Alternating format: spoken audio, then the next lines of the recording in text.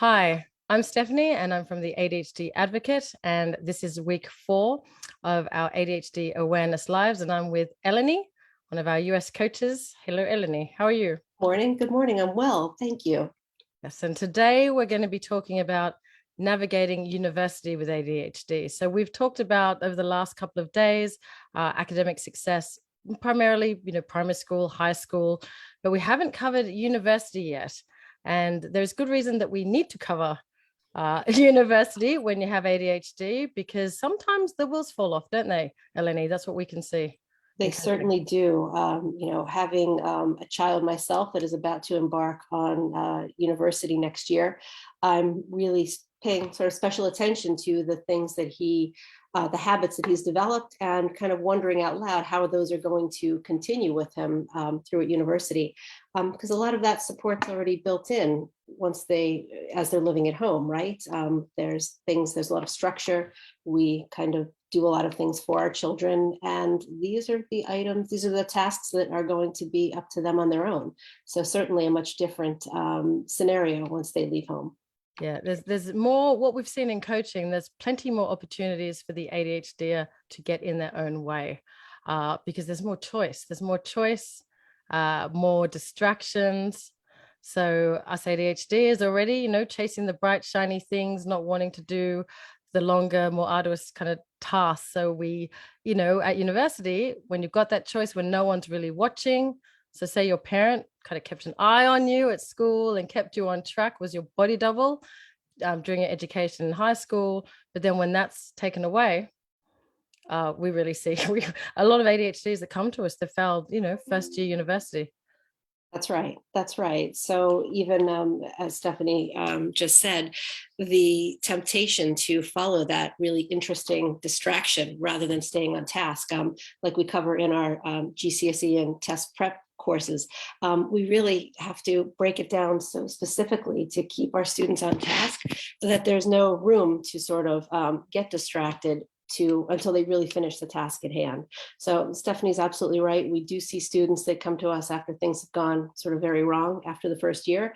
And we certainly want to try and avoid that with you and your students, to get them at least thinking about how to structure their time, and coaching can certainly help provide that accountability. Yeah, no, I'm pleased to say that through ADHD coaching, we've helped quite a number of university students through their dissertations, through their university degrees, and some of them have done really well, actually, and are now either in the workplace, their chosen profession. Obviously, as we've covered in I think it was week 3, there are challenges in the workplace as well. Unfortunately, what is it? New level, new devil, they say. Very much the case for ADHDs, but it's about getting through each level as effectively, as painlessly as possible, and that's what I find ADHD coaching really does for our students. And it's more about us partnering with them. That's the difference between, with the, I guess, usual therapy and coaching. Coaching is very much more about partnering with your coachee and kind of honoring them in terms of, they are the expert in their own life, right? Yes, that's right. And as we're talking about interdependence and independence, these are habits that we want to ingrain in our students who are, soon going to be adults on their own, to ingrain these habits so they do become second nature, and they're not just something that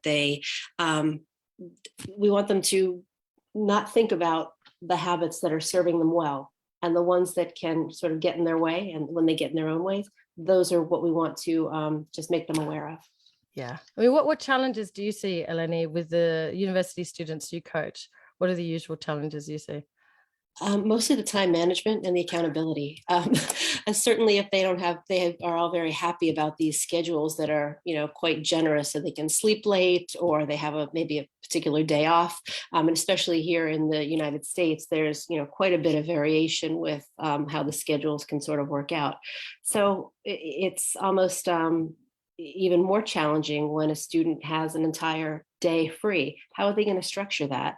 And it's usually not structured around habits or tasks that are going to serve them well. So they maybe sleep late, or they maybe go out the night before, and really don't think about work until it's almost too late. And when it's almost too late, I at least tend to get a panic text or call to kind of get back on track. And that's exactly the kind of behavior we want to work on changing.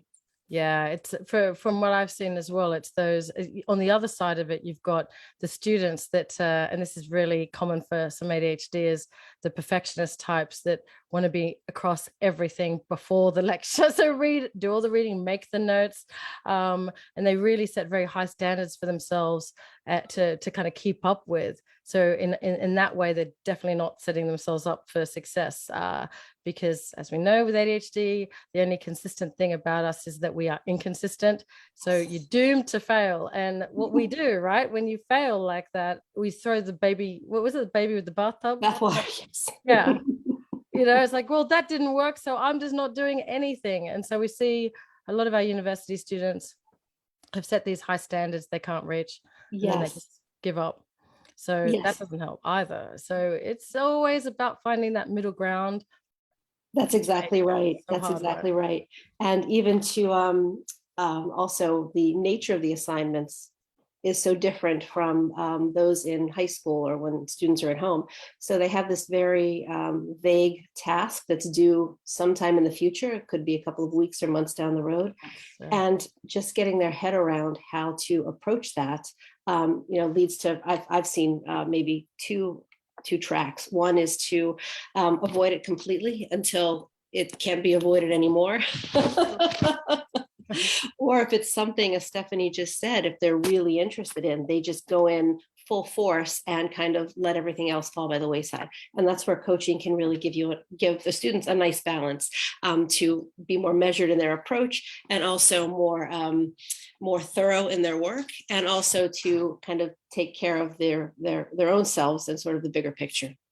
Yeah, exactly. It's not easy. It's really a tough gig to have ADHD at university. So definitely the support is well received, actually. And sometimes we might turn a coaching session into more regular check-ins during exam periods, dissertations in particular. If someone has come to us with I think they've been given, I don't know how many months to do the dissertation, but they come to us, say, with only 3 weeks or 2 weeks to do it. Yeah. I haven't worked with that, Stephanie, but I definitely have worked with university students that bring some of the interpersonal challenges that we ADHDers face to coaching sessions. So whether it's a new living arrangement or a conflict with flatmates, certainly that is something that often ADHDers in college don't know how to sort, and definitely need some support and guidance to get through.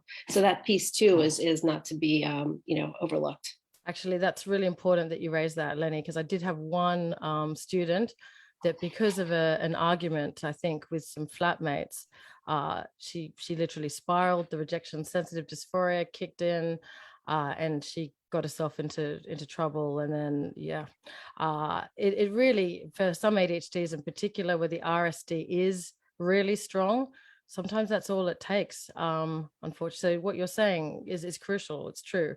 That side of things as well needs to be worked on and supported, which is, again, what we do all of that. So yeah, really important point. So tomorrow, thank you, Letty. What we're going to do today, in the comment section, we're going to post our guide to ADHD at university, how to navigate. So we'll put that in the comment section. We've got some recommended aids as well in there for ADHD. And tomorrow there'll be posted an interview with Louise Goldsmith, who's an English exam tutor, where we spoke about the challenges of writing, in particular for ADHDers, dissertations, and how best to overcome those challenges in order to succeed. Because as we know, it's not just English, writing, you're going to need that skill in history and all the subjects basically. And I think even things with maths as well, like in terms of sequencing and approaching and reasoning, these are all skills that aren't taught at school, but that our ADHDs really, really need in order to succeed academically. So do join us for that 1 o'clock tomorrow. Yes. Yeah. Thank you all very much, and we'll see you tomorrow. Okay. Bye. Bye-bye.